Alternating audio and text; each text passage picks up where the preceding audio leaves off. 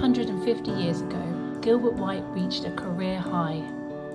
The then unknown naturalist had his observations on swallows and house martins read out at the Royal Society.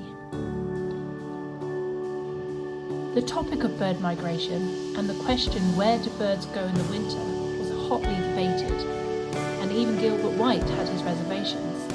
How could a bird this small and delicate fly halfway across the world in such a short time? The house swallow, or chimney swallow, is undoubtedly the first comer of all the British hirundines, and appears in general on or about the 13th of April, as I have remarked from many years' observation. If these early visitors happen to find frost and snow, as was the case of the two dreadful springs of 1770 and 1771, they immediately withdraw for a time. A circumstance this much more in favour of hiding than migration, since it is much more probable that a bird should retire to its hibernaculum just at hand, than return for a week or two only to warmer latitudes. Today we understand bird migration. We also know that it's not just birds that migrate to the British Isles. We also see insects such as moths and butterflies brave the journey overseas to enjoy the benefits of the British climate and ecology. But when thinking of migration, it is not just birds that come to mind. We also think of the migration of people. That is why we began the Migrant Journeys project, funded by the Royal Society's Places of Science grant, about the movement of insects, birds and people across the globe.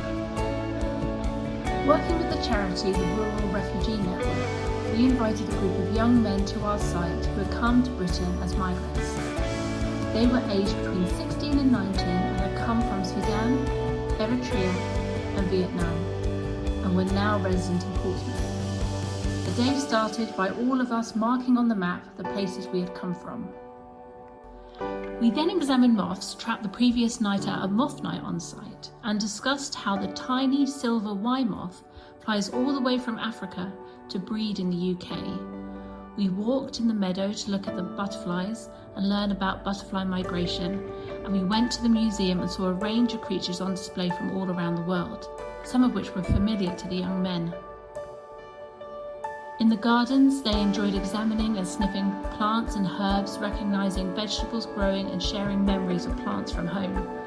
The day included an art workshop, which the young men decorated kites to remind them of the fragile insects who make the long journey to our shores each year, and to help them feel a connection with these little creatures through the shared experience of journeys.